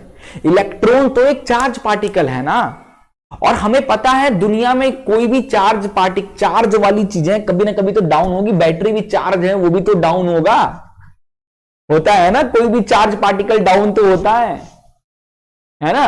अगर टंकी में पानी भरा है, खाली तो होगा। बैटरी चार्ज है तो अनचार्ज तो होगा। तो ये जो इलेक्ट्रॉन है, अगर ये चार्ज पार्टिकल है तो ये कैसे अपने सेम ऑर्बिट पे घूम सकता है? जब वो घूम रहा होगा तो कुछ ना कुछ एनर्जी लूज कर रहा होगा। जब उसकी एनर्जी लूज होगी तब तो उसको क्या, घूमते घूमते पास आते आते उसको तो बीच में आके बूम फट जाना चाहिए था, कोलैप्स हो जाना चाहिए था एटम को। बट ऐसा तो नहीं होता, क्योंकि यार मैं, ये पेन है, मुझे 1 साल हो गया, ये पेन ऐसा का ऐसा ही है, इसके एटम का एनर्जी तो लूज, इलेक्ट्रॉन की एनर्जी लूज तो नहीं हुई, ये कोलैप्स होके गायब तो नहीं हो गया मेरे हाथ से, अभी तक मैं 1 साल हो गया, मैं इसको यूज तो कर रहा हूं भैया इस पेन को। तो इसके पीछे का लॉजिक समझाओ भैया रदरफोर्ड। रदरफोर्ड नहीं समझा पाए कि यार ऐसा क्यों हो रहा है। हाँ, ये तो ठीक है, उन्होंने कहा कि जो इलेक्ट्रॉन है वो एक पर्टिकुलर ऑर्बिट पे, वेल डिफाइंड ऑर्बिट पे रिवॉल्व कर रहा है। बट जब उनसे पूछा गया कि ऐसा कैसे पॉसिबल है, इलेक्ट्रॉन तो एक चार्ज पार्टिकल है, जब वो घूम रहा होगा तो उसकी एनर्जी लूज हो रही होगी, और जब एनर्जी लूज होगी तो वो तो सेंटर पे आके कोलैप्स हो जाएगा, जैसे आप इस फिगर में देख सकते हो, है ना। ये देखो, अगर ये या इस ऑर्बिट पे घूम रहा था तो धीरे धीरे एनर्जी कम होगा तो फिर इस ऑर्बिट में आ जाएगा, और एनर्जी कम होगा तो इस ऑर्बिट में आ जाएगा, और एनर्जी कम होगा तो इस ऑर्बिट में आ जाएगा, और एनर्जी कम होगा तो वो न्यूक्लियस में आके यहां पे कोलैप्स हो जाएगा, और एटम खत्म, गायब। मेरा ये पेन गायब, मेरे हाथ से चलते चलते खत्म, है ना। तो वो इस चीज को नहीं बता पाए थे रदरफोर्ड, तो ये एक बहुत बड़ा ड्रॉबैक था। This will make atom highly unstable हो गया। This was the major drawback of Rutherford which was unexplained by him, ठीक है। To overcome drawbacks of Rutherford model, Niels Bohr 1912 में, नील बोर करके एक साइंटिस्ट आए जिन्होंने रदरफोर्ड की ये जो क्वेश्चन था, जो साइंटिस्ट लोग जो ये क्वेश्चन रदरफोर्ड पे दे रहे थे, ले दमादम, उस क्वेश्चन का आंसर नील बोर ने दिया पूरे साइंटिस्ट को, और इसीलिए उनका नाम, इस रेस में उनका नाम भी आ गया। क्या जवाब दिया तो देखो। सो मैक्सवेल हैज सजेस्टेड, इससे पहले नील बोर ने मैक्सवेल की थोड़ी सी चीजों को पढ़ा। मैक्सवेल एक बहुत बड़े साइंटिस्ट थे, मैथमेटिशियन भी थे, आपको पता है। तो मैक्सवेल का कहना क्या था कि Maxwell has suggested a theory according to which if any charge particle move in a circular motion it radiate energy. जाहिर सी बात है, अकॉर्डिंग टू मैक्सवेल का कोई भी चार्ज पार्टिकल अगर एक ऑर्बिट में घूम रहा है तो वो एनर्जी को रेडिएट करेगा, है। So, if electrons start moving in a circular motion around the nucleus, they would also radiate some energy. जो इलेक्ट्रॉन जो न्यूक्लियस के आसपास रिवॉल्व कर रहा है वो भी एनर्जी एग्जिबिट कर रहा होगा, बाहर निकल रहा होगा, एनर्जी लूज कर रहा होगा, which would decrease at the speed of the electron, जिसकी वजह से क्या होगा, उसकी एनर्जी कम होगा तो इलेक्ट्रॉन की स्पीड क्या होगी, धीरे धीरे कम होगी, कम होगी, कम होगी। As a result they would fall into the nucleus because of high positive charge. और हमें पता है पॉजिटिव नेगेटिव आपस में अट्रैक्ट करते हैं, तो न्यूक्लियस हैवी प्लस चार्ज है और इलेक्ट्रॉन नेगेटिव चार्ज का घूम रहा है, तो जब उसकी एनर्जी अगर कम हो गई तो न्यूक्लियस तो इतना पावरफुल है उसको सट से अपने अंदर करेगा और एटम खलास, कोलैप्स, है ना। तो नील बोर ने इसका ताबड़तोड़ तरीका ढूंढा और उन्होंने अपने मॉडल में इस चीज को एक्सप्लेन किया कि क्यों इलेक्ट्रॉन एक पर्टिकुलर ऑर्बिट में घूमता है, क्यों वो कोलैप्स नहीं करता है, क्यों वो जब घूमता है तो अपनी एनर्जी लॉस नहीं करता है। ये सब चीजें नील बोर ने बताया। आइए देखते हैं नील बोर की स्टोरी। ठीक है, तो बोर मॉडल ऑफ एटम, इनका कहना क्या था, देखो assumption made by Niels Bohr ने एक एज्यूम, जस्ट एज्यूम करके अपने थ्योरी को रखा और इसको आज तक किसी ने गलत प्रूफ करी नहीं। ठीक है, क्या कहा कि only certain special orbit known as a discrete orbit of electron are allowed inside the atom. पहली चीज, एटम के अंदर, मान लो ये एटम है, इस एटम के अंदर कोई भी अपने से कोई भी ऑर्बिट नहीं आ जाएगा। इस एटम के अंदर वही ऑर्बिट सिर्फ होंगे, मैं दूसरे कलर से बनाता हूं, इस एटम के अंदर वही ऑर्बिट होंगे जिनका अपना एक डिस्क्रीट चार्ज का लेवल होगा, है ना। जैसे मैं कह रहा हूं ये मान लो ये ऊपर वाला जो है ये घर है जिसके अंदर 4 जूल की एनर्जी है, ये जो अंदर वाला है जिसके अंदर 3 जूल की एनर्जी है, और ये जो अंदर वाला है इसके अंदर 2 जूल की एनर्जी है। ये एक फिक्स्ड है ना। तो 4 जूल, अगर कोई इलेक्ट्रॉन है जिसके पास 4 जूल की एनर्जी है तो वो कहां रहेगा, 3 जूल वाले में थोड़ी ना रहेगा, नहीं 2 जूल वाले में। वो कहां रहेगा, वो 4 जूल वाले एनर्जी घर में ही रहेगा। जो इलेक्ट्रॉन है जिसके पास 2 जूल की एनर्जी है तो वो 2 जूल वाले घर में रहेगा, 2 जूल वाले ऑर्बिट में रहेगा। तो जो भी इलेक्ट्रॉन है वो अपने एनर्जी के अकॉर्डिंग अपने एग्जिबिट घर में रहेंगे, और जब वो अपने एनर्जी वाले घर में रहेंगे तब तो लूज ही नहीं होंगे, तब ना ही उनकी एनर्जी लूज होगी ना ही एनर्जी उनकी गेन होगी। ये चीज नील बोर ने इस तरीके से एज्यूम करते हुए इस थ्योरी को एक्सप्लेन किया है, जिसके बाद उनका नाम बहुत तगड़ा फैला और आज तक इस चीज को किसी ने गलत नहीं प्रूव कर पाया, है ना। यही चीज यहां पे लिखा है कि ओनली सर्टेन स्पेशल ऑर्बिट ही होंगे जो एटम के अंदर प्रेजेंट होंगे, जिनका खुद का अपना एक चार्ज या वैसा होंगे, ठीक है, जिसके अंदर एटम अपने अपने चार्ज के अकॉर्डिंग प्रेजेंट होंगे, व्हाइल रिवॉल्विंग इन डिस्क्रीट ऑर्बिट। और इस ऑर्बिट में अगर कोई इलेक्ट्रॉन, अपने घर में ही कोई इलेक्ट्रॉन चल रहा है, then electron do not radiate energy. ठीक है, एनर्जी इज इमिटेड और absorb by an atom only when electron move from one orbit to another, है ना। इलेक्ट्रॉन कम या ज्यादा, इलेक्ट्रॉन की एनर्जी कम या ज्यादा कब होगी, अपने घर में ही वो घूमता रहेगा तो उसको कोई ना एनर्जी, उसकी एनर्जी रेडिएट नहीं होगी, ना कम होगी ना ज्यादा होगी। बट अगर वो अपने घर से निकल के पड़ोस वाले घर में, दूसरे घर में जाता है, इन दैट केस उसकी एनर्जी कम या ज्यादा होगी, है ना। जैसे ये देखो इसमें ये एक एटम है, अभी देखेगा ये एटम में एनर्जी दिया, इस एनर्जी देखो, अरे यार ये बहुत फास्ट कवर कर रहा है, देखो जब यहां आएगा तो देखना इसमें से एनर्जी निकल गया, ये निकला और ये इस ऑर्बिट में आ गया, अब एनर्जी इस ऑर्बिट में आ गया, अब इलेक्ट्रॉन इसमें चला गया। मतलब जब इलेक्ट्रॉन इस ऑर्बिट में था तो इससे हमने एनर्जी को बाहर निकाला, तो एनर्जी कम हो गई तो वो अब उस घर में तो रहेगा नहीं, उसकी एनर्जी 3 जूल हो गई तो वो 3 जूल वाले घर में चला गया, है ना। अब इसमें इस 3 जूल की एनर्जी, इसकी भी 3 जूल की एनर्जी है, इलेक्ट्रॉन की भी और घर की भी, तो ये दोनों अपने यहीं पे घूमते रहेंगे। बट अगर किसी तरीके से हम इसकी एनर्जी, एक्स्ट्रा एनर्जी इसमें डाल दें, अलग से एक्सटर्नल फोर्स लगाकर एक्स्ट्रा एनर्जी डाल दें, तो अगेन उस इलेक्ट्रॉन की एनर्जी 4 जूल हो जाएगी, तो अपने घर, इस घर में तो रह नहीं पाएगा, वो 4 जूल वाले में चला जाएगा, है ना। तो जब इलेक्ट्रॉन अपना जगह, अपना घर चेंज करेगा, ऑर्बिट को चेंज करेगा, हायर टू लोअर में आएगा या लोअर से हायर में जाएगा, तब भी उसकी एनर्जी लूज और हाई होगी। ऐसा नील बोर ने कहा और ये चीज सही था, ठीक है। इसके साथ साथ नील बोर ने जो ऑर्बिट है उनका नाम भी रखा, बोला सेंटर में न्यूक्लियस हो गया, न्यूक्लियस के बाद पहली ऑर्बिट है जिसको उन्होंने के सेल नाम दिया, दूसरे ऑर्बिट को एल, उसके बाद एम सेल और एन सेल, है ना। 1 2 3 4 ऐसे 4 सेल्स इन्होंने बताए, ठीक है। ओके, नील बोर का एक और कमाल था, कौन से ऑर्बिट में कितने इलेक्ट्रॉन रहेंगे उन्होंने भी इस फॉर्मूले की हेल्प से बता दिया है ना। देखो इन्होंने क्या किया, the distribution of electron in different shell और ऑर्बिट। जैसे जब भी हम कोई एटम की बात करते हैं तो हमें पता है कि हर सेल में कुछ इलेक्ट्रॉन्स पाए जाते हैं। आप किसी भी इलेक्ट्रॉन एटम का एटॉमिक स्ट्रक्चर देखोगे तो हर ऑर्बिट में 2, 3, 4 इलेक्ट्रॉन्स देखने को मिलेंगे। तो जिस ऑर्बिट में जितना मन किया उतना इलेक्ट्रॉन अपने मन से डाल दें क्या? नहीं, ऐसे नहीं डाल सकते। अपने मन से हर ऑर्बिट में कितने इलेक्ट्रॉन नहीं डाल सकते। हर ऑर्बिट की अपनी एक लिमिटेशन है कि भाई मैं इतने ही इलेक्ट्रॉन रख सकता हूं, भाई मैं इतने ही इलेक्ट्रॉन रख सकता हूं। ठीक है, तो देखो तो ये इन्होंने बोला कि if orbit number is n, हमें पता है पहला सेल जो है उसका नाम है k सेल और इसका ऑर्बिट का नंबर है 1, n की वैल्यू है 1। दूसरे सेल में n की वैल्यू है 2, तीसरे सेल में n की वैल्यू है 3, फोर्थ वाले सेल में n की वैल्यू है 4। तो इसके अकॉर्डिंग उन्होंने फॉर्मूला दिया कि कौन से ऑर्बिट में कितने इलेक्ट्रॉन होंगे, आप 2n² की हेल्प से निकाल सकते, 2n² फॉर्मूला की हेल्प से। तो देखो हम फर्स्ट ऑर्बिट की बात करते हैं, तो फर्स्ट ऑर्बिट में कितने इलेक्ट्रॉन रहेंगे आइए देखते हैं। फर्स्ट ऑर्बिट में, तो फर्स्ट ऑर्बिट में n की वैल्यू है 1, कितने इलेक्ट्रॉन होंगे आइए देखते हैं। फॉर्मूला 2n², तो 2 इंटू n की वैल्यू होगी 1 का स्क्वायर, तो ये आ गया 2। तो पहले में कितने रहेंगे? 2 इलेक्ट्रॉन होंगे। सेकेंड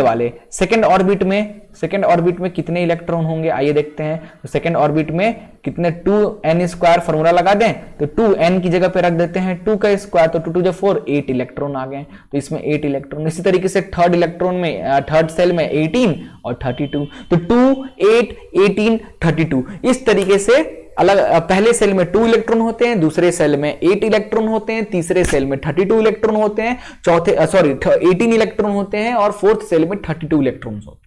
तो अगर आप कभी भूल जाते हो कि कौन से सेल में कितने इलेक्ट्रॉन हैं, किसमें 8 है, किसमें 18 है, किसमें 32 है, तो आप ये फॉर्मूला याद रखो, आप बड़ी आसानी से निकाल सकते हो। ठीक है, चलिए आगे चलते हैं। आगे है कि explain calcium 20 the electron distribution will be.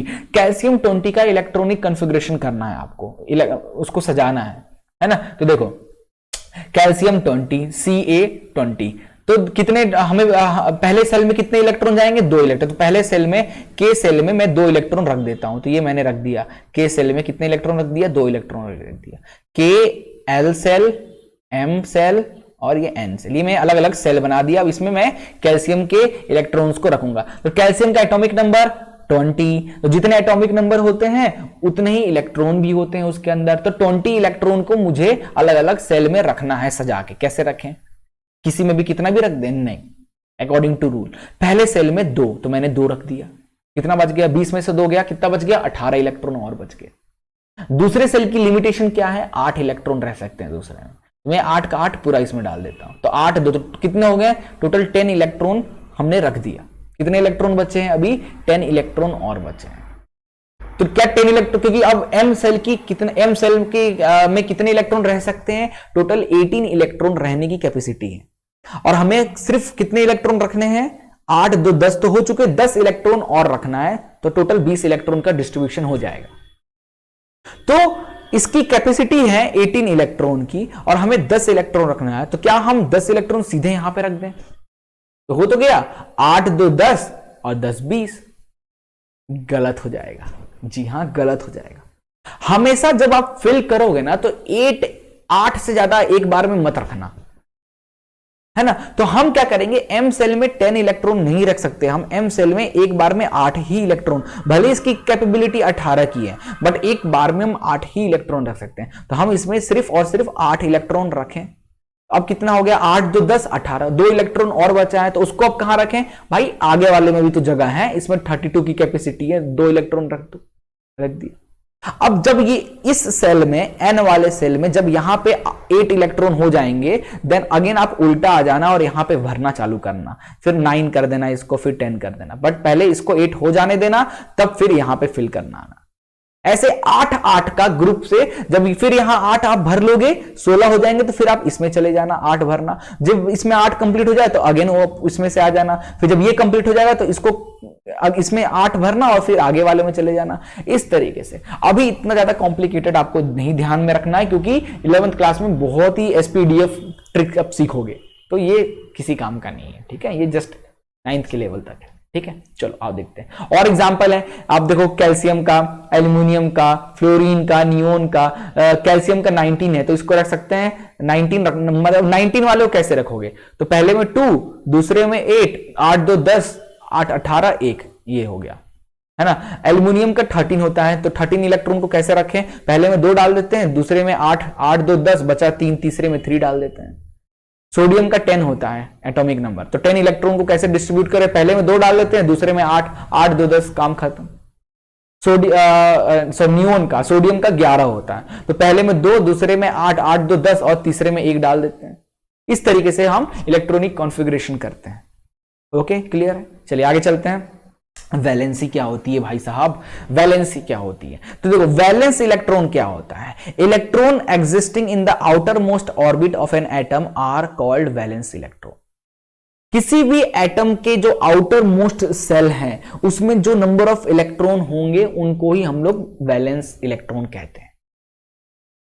ठीक है, ध्यान रखना, मैं वैलेंसी नहीं बोल रहा हूं, मैं वैलेंस इलेक्ट्रॉन बोल रहा हूं, तो ध्यान में रखना, है ना। वैसे तो अगर देखा जाए तो आउटर मोस्ट सेल में 18 इलेक्ट्रॉन भी होते हैं, तो क्या वैलेंसी 18 हो जाएगी, नहीं। ध्यान देना, मैं वैलेंसी नहीं बोल रहा हूं, मैं वैलेंस इलेक्ट्रॉन बोल रहा हूं। तो क्या होता है वैलेंस इलेक्ट्रॉन, किसी भी एटम के आउटर मोस्ट सेल में, जैसे मान लो ये एटम है, ये एटम का न्यूक्लियस है, ये फर्स्ट सेल, ये सेकेंड सेल और ये थर्ड सेल। ये आउटर मोस्ट सेल में कितने इलेक्ट्रॉन है, आउटर मोस्ट सेल में मान लो 4 इलेक्ट्रॉन है, तो क्या इसकी वैलेंसी 4 हो जाएगी, हो सकती है, बट हम अभी वैलेंसी नहीं देख रहे हैं, हम अभी वैलेंस इलेक्ट्रॉन पढ़ रहे हैं। तो इस एटम का वैलेंस इलेक्ट्रॉन कितने हैं, इसमें वैलेंस इलेक्ट्रॉन कितने हैं, तो 4 हैं। आउटर मोस्ट सेल में जितने इलेक्ट्रॉन होते हैं उसे ही हम लोग वैलेंस इलेक्ट्रॉन कहते हैं, और यहां पे 4 हैं इसलिए हम 4 वैलेंस इलेक्ट्रॉन कहेंगे। नाउ वैलेंसी क्या होती है, वैलेंस इलेक्ट्रॉन तो कर लिया, वैलेंसी क्या होती है, तो ध्यान रखना, पहले इंपॉर्टेंट चीज देख लो, वैलेंसी कितनी हो सकती है किसी भी एटम का, तो वैलेंसी 0 से 4 तक हो सकती है। वैलेंसी हमेशा 0 से 4 होता है, या तो किसी एटम की वैलेंसी 0 हो सकती है, या तो 1 हो सकती है, या तो 2 हो सकती है, या तो 3, या तो 4, बस। इससे ज्यादा किसी भी एटम की वैलेंसी नहीं हो सकती है, दिमाग में भर लो, ठीक है। अब ये वैलेंसी निकालते कैसे हैं, इसको जरा सीखते हैं। तो इसके लिए सीन चेंज किया हूं मैं, है ना, चल क्यों नहीं रहा, अटक गया क्या, ओके। अभी नंबर 1 पे हम लोग, अभी चलते हैं नंबर 2 पे, ठीक है। ध्यान से देखो, जैसे एक एटम है, मैं बात करता हूं ऑक्सीजन का। ऑक्सीजन का एटॉमिक नंबर कितना होता है भाई, 8। कितने इलेक्ट्रॉन हो गए, 8 इलेक्ट्रॉन। इसका इलेक्ट्रॉनिक कॉन्फ़िगरेशन कर दो, तो पहले में 2, दूसरे में 6। तो ऑक्सीजन में कितने वैलेंस इलेक्ट्रॉन हो गए, वैलेंस इलेक्ट्रॉन कितने हो गए, आउटर मोस्ट सेल में जितने इलेक्ट्रॉन 6 हो गए। और वैलेंसी कितनी हो गई, वैलेंसी कितनी हो जाएगी, 6 हो जाएगी, नहीं। वैलेंसी क्या होता है, आउटर मोस्ट सेल में जितने इलेक्ट्रॉन होते हैं, है ना, उनको अगर 0 से 4 के बीच का इलेक्ट्रॉन है तो वैलेंसी वही हो जाएगी। 4 से ज्यादा इलेक्ट्रॉन है अगर, तो 8 से माइनस कर देना। तो यहां पे आउटर मोस्ट सेल में कितने इलेक्ट्रॉन है, 6 इलेक्ट्रॉन है। इसकी वैलेंसी 6 लिख दूं क्या, नहीं, वैलेंसी 0 से 4 ही होता है, 6 नहीं हो सकता। तो क्या करें, तो इसको 8 से सिंपली माइनस कर दो, तो आ गया कितना, 2। तो इस एटम ऑक्सीजन की वैलेंसी हो जाएगी 2, ठीक है। एक और लेते हैं, जैसे लेते हैं बोरोन। बोरोन का एटॉमिक नंबर होता है 5, इसका इलेक्ट्रॉनिक कॉन्फ़िगरेशन हो जाएगा, क्या हो जाएगा, 2,3। अब इसका वैलेंस इलेक्ट्रॉन कितने हो गए, जितने आउटर मोस्ट में इलेक्ट्रॉन होंगे 3, और वैलेंसी कितने हो गए, वैलेंसी आउटर मोस्ट सेल में कितने इलेक्ट्रॉन है, 3, वैलेंसी भी हो जाएगी 3, क्योंकि वैलेंसी 0 से 4 के बीच में रहता है। तो अगर वैलेंसी आउटर मोस्ट में अगर इलेक्ट्रॉन 2 इलेक्ट्रॉन है तो वैलेंसी 2 हो जाएगा, 3 इलेक्ट्रॉन है तो वैलेंसी 3 हो जाएगा, 4 इलेक्ट्रॉन है तो वैलेंसी 4 हो जाएगा। 4 से ज्यादा अगर हुए आउटर मोस्ट में, 5, 6, 7, 8 अगर हुए, तो आप वैलेंसी निकालने के लिए 8 से सिंपली माइनस कर देना, तो आपकी वैलेंसी मिल जाएगी, ठीक है। चलिए आगे चलते हैं। ओके, नेक्स्ट है हमारा एटॉमिक नंबर क्या होता है। यार पीरियोडिक टेबल आपको पता होगा, पीरियोडिक टेबल आप देखे होंगे, इस तरीके का कुछ पीरियोडिक टेबल दिखता है ना। यहाँ पे इस तरीके से एटम्स रखे होते हैं,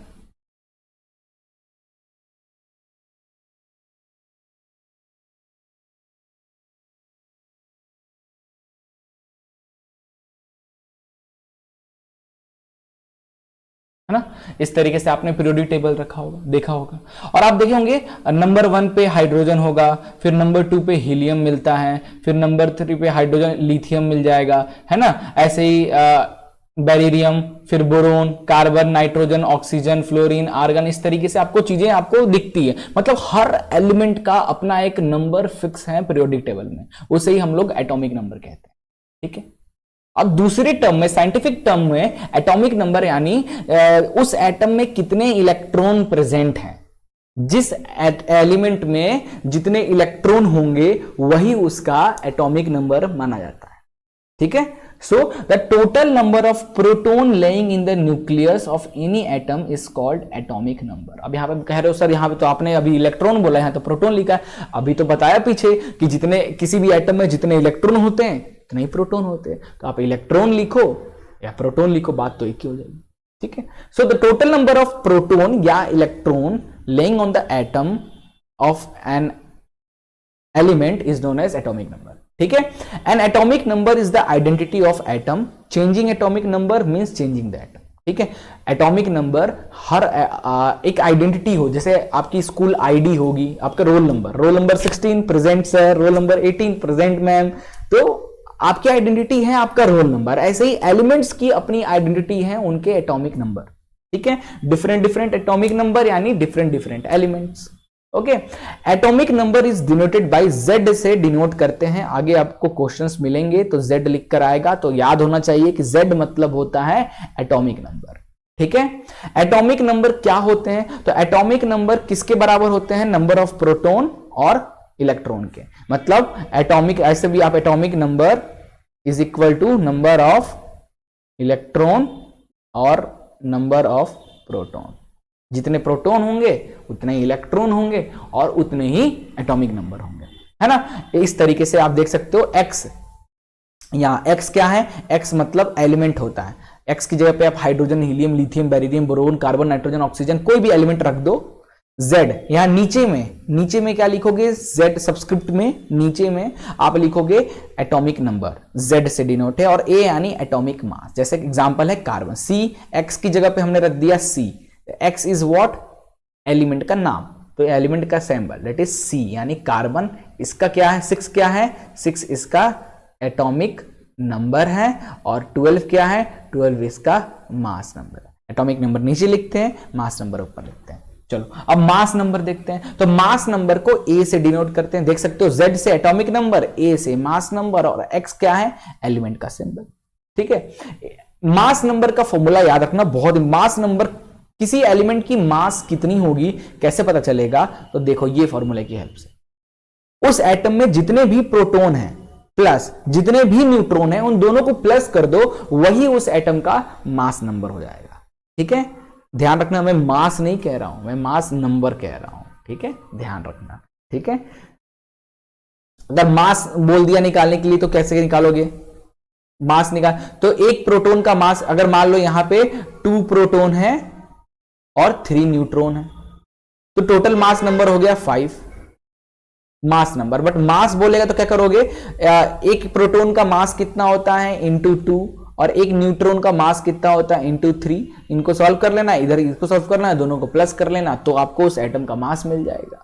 बट ये क्वेश्चन ज्यादा हाई लेवल हो गया, आपसे सिर्फ मास नंबर पूछा जाएगा, तो mass number is equal to number of proton plus number of neutron, ठीक है, याद रखना। एक एग्जांपल है भैया, देख लो, ये देखो क्लोरीन है ना, 17 क्लोरीन, अच्छा ऐसे भी लिखा जाता है, नीचे एटॉमिक नंबर है ना, और मास नंबर इधर भी लिख सकते हो, और मास नंबर आप चाहो तो इस तरीके से लिखो, या तो आप चाहो तो इस तरीके से लिखो, है ना, एक ही चीज है। एलिमेंट को ऐसे रिप्रेजेंट करो चाहे ऐसे रिप्रेजेंट करो। तो क्लोरीन 17 में बोला है कि प्रोटॉन, इलेक्ट्रॉन, न्यूट्रॉन बताओ, तो ये 17 क्या है, एटॉमिक नंबर है, नीचे में जो रहता है वो एटॉमिक नंबर क्या हो, किसके बराबर होता है, इलेक्ट्रॉन और प्रोटॉन के। तो अगर तो यहाँ पे हमें प्रोटॉन, इलेक्ट्रॉन, न्यूट्रॉन फाइंड करना है, तो एटॉमिक नंबर से हमने इलेक्ट्रॉन और प्रोटॉन दोनों फाइंड कर लिया, that is same as atomic number 17। Mass कैसे निकालेंगे, है ना, मास नंबर कैसे निकालेंगे, तो मास नंबर के लिए हम क्या करेंगे, मास नंबर ऑफ क्लोरीन यहां पे दिया हुआ है, अच्छा मास नंबर ऑफ क्लोरीन यहां पे दिया हुआ है 35, मास नंबर ऑफ क्लोरीन 35 दिया हुआ है, हमें न्यूट्रॉन निकालना है, इलेक्ट्रॉन प्रोटॉन तो निकल गया, न्यूट्रॉन निकालना है। तो इस formula mass number is equal to number of proton plus neutron, है ना। अब न्यूट्रॉन को यहीं रहने दो, नंबर ऑफ प्रोटॉन को इधर भेज दो, तो ये माइनस में आ जाएगा, तो न्यूट्रॉन क्या हो जाएगा, mass number minus number of proton, ठीक है। तो मास नंबर है 35, नंबर ऑफ प्रोटॉन है 17, माइनस कर दो तो आ गया 18, हो गया आपका न्यूट्रॉन आ गया 18। ऐसे काफी सारे न्यूमेरिकल्स मिलेंगे, तो यार अच्छे से प्रैक्टिस कर लेना, काफी इंपॉर्टेंट है। चलो आगे चलते हैं। आइसोटोप्स क्या होता है, अभी स्टार्टिंग में डिस्कस किए थे। Isotope are the atom of same element having same atomic number but different mass number. ऐसे एलिमेंट्स जिनके एटॉमिक नंबर तो सेम होते हैं बट मास अलग अलग होते हैं, है ना। जैसे आप देख सकते हो हाइड्रोजन, इसका भी एटॉमिक नंबर 1 है, ये हाइड्रोजन इसका भी एटॉमिक नंबर 1, ये हाइड्रोजन इसका भी atomic number 1, but their mass will be different, इसका 1 है, इसका 2 मास है, इसका 3 मास है। ऐसा क्यों, है ना। अगर 1 मास है तो हाइड्रोजन का 1 मास है तो प्रोटोनियम कहते हैं, 2 है तो ड्यूट्रियम और 3 है तो ट्राइट्रियम कहते हैं, ठीक है। ऐसा क्यों भाई, जैसे कि मैंने बताया same atomic number but different mass number, तो एटॉमिक नंबर तो सेम है ना, यानी इलेक्ट्रॉन प्रोटॉन तो दोनों में सेम है, बदल क्या रहा है, न्यूट्रॉन, तो न्यूट्रॉन बदल रहा, न्यूट्रॉन की बदलने से इसका मास भी बदल रहा है, ठीक है। इसलिए ऐसे वाले को आइसोटोप कहते हैं, ऐसे एलिमेंट जिनके एटॉमिक नंबर तो सेम हो बट मास डिफरेंट हो, ऐसे को हम लोग आइसोटोप कहते हैं, ठीक है। एग्जाम्पल देखो, एक एग्जाम्पल दिया है कि chlorine has 2 isotope of mass number 35 और 37 है, ठीक है, लाइक दिस, है ना। देखो दोनों क्लोरीन, दोनों का एटॉमिक नंबर तो सेम है, मास अलग अलग है, तो क्लोरीन के 2 आइसोटोप होते हैं, एक 35 मास वाला, एक 37 मास वाला। आइसोटोप का यूज कहां हम करते हैं, तो यूरेनियम आइसोटोप, देखो यूरेनियम बहुत तगड़ा होता है, कहीं गिरा दो ना फट जाएगा, पूरी धरती फाड़ सकता है, पूरा आधा इंडिया खत्म कर दे, इतना पावरफुल होता है यूरेनियम, रेडियो एक्टिव एलिमेंट है ना। हम इस यूरेनियम से इलेक्ट्रिसिटी जनरेट करते हैं, है ना। एक बार यूरेनियम को स्टार्ट कर दो ना तो वो जल्दी बंद, चेन रिएक्शन होता है, बंद ही नहीं होता है, आसपास कितनी कंट्री उड़ा देगा। तो उससे इलेक्ट्रिसिटी बना रहे हो तो कुछ गड़बड़ हुआ तो भैया तुम्हारा तो प्लांट तो जाएगा, ये आसपास के पूरे एरिया भी चल जाएंगे, साफ हो जाएंगे। तो क्यों सरकार उसको यूज करने देती है यूरेनियम को, वो तो न्यूक्लियर बम में यूज होता है। तो देखो प्योर यूरेनियम को यूज नहीं करते, यूरेनियम के एक आइसोटोप उसको यूज करते हैं इलेक्ट्रिसिटी जनरेट के लिए। वो जो आइसोटोप है ना उसको कंट्रोल किया जा सकता है, उसके रिएक्शंस को कंट्रोल किए जा सकते हैं, दैट्स व्हाई हम यूरेनियम के एक आइसोटोप का यूज करते हैं in the electric power plant में, ठीक है, न्यूक्लियर रिएक्टर में। फिर isotope of cobalt is useful in the treatment of cancer, cobalt का जो आइसोटोप है कैंसर के ट्रीटमेंट में काम आता है। Isotope of iodine is used in the treatment of goitre, जो निकल जाता है नमक ज्यादा खाने से, है ना, ग्वाइटर जो आ जाते हैं, मतलब बिना आयोडीन वाला नमक खाने से, बिना आयोडीन, ज्यादा आयोडीन वाला नमक खाने से जो ग्वाइटर आ जाता है, उसके ट्रीटमेंट में आयोडीन की दूसरे आइसोटोप की हेल्प लेकर आपको ठीक किया जा सकता है, ठीक है। आगे चलते हैं, आइसोबार। आइसोबार क्या होता है, same mass number, mass same रहेगा बट डिफरेंट एटॉमिक नंबर मिलेंगे, ऐसे वाले को आइसोबार कहते हैं। एग्जांपल देखो, कैल्शियम और आर्गन, दोनों का मास 40-40, mass will be same but atomic number will be different, atomic number बदल रहा है, यानी क्या समझ में आ रहा है, इसमें इलेक्ट्रॉन प्रोटॉन दोनों में अलग अलग है ना। जाहिर सी बात है, इलेक्ट्रॉन प्रोटॉन अलग होंगे तभी तो अलग अलग स्थान पे रखे गए हैं एटॉमिक टेबल पे, बट न्यूट्रॉन सेम है, जिसकी वजह से मास क्या है, इक्विवेलेंट है दोनों में, ठीक है। तो ये था हमारे आइसोबार। एग्जांपल और भी एग्जांपल देख सकते हो, सोडियम मैग्नीशियम का, या argon calcium, argon potassium calcium, ये काफी सारे एग्जांपल्स आपके सामने यहां मैंने आइसोबार के रख दिए हैं, ठीक है। एग्जाम में आएगा तो आइसोबार क्या होता है तो लिख देना ये वाले पॉइंट, और एग्जाम्पल में ये 2-4 एग्जाम्पल लिख देना, इनफ, ठीक है। तो गाइस आई होप आपको ये चैप्टर खत्म हो गया, मतलब चैप्टर तो खत्म हो गया है, और आई होप ये पूरा का पूरा स्ट्रक्चर ऑफ एटम पे जो वन शॉट वीडियो मैंने बनाया है आपको काफी ज्यादा पसंद आया होगा। कहीं पे भी दिक्कत आता है ना, कमेंट करो, जम के कमेंट करो, अपन है आपको हेल्प करने के लिए। टेलीग्राम चैनल को जाओ, विजिट करो, ज्वाइन करो, वहां पे चैट कर सकते हो मेरे से, कहीं पे डाउट आता है आपको या आपको नोट्स वगैरह की रिक्वायरमेंट है, आप जाके टेलीग्राम पे हल्ला बोल दो, है ना, अपने दोस्तों के साथ शेयर कर दो, उन्हें भी ज्वाइन कराओ और कहो कि यार चलो साथ मिलके पढ़ते हैं, है ना। चलिए मिलते हैं नेक्स्ट वीडियो में, तब तक के लिए goodbye, take care and Jai Hind.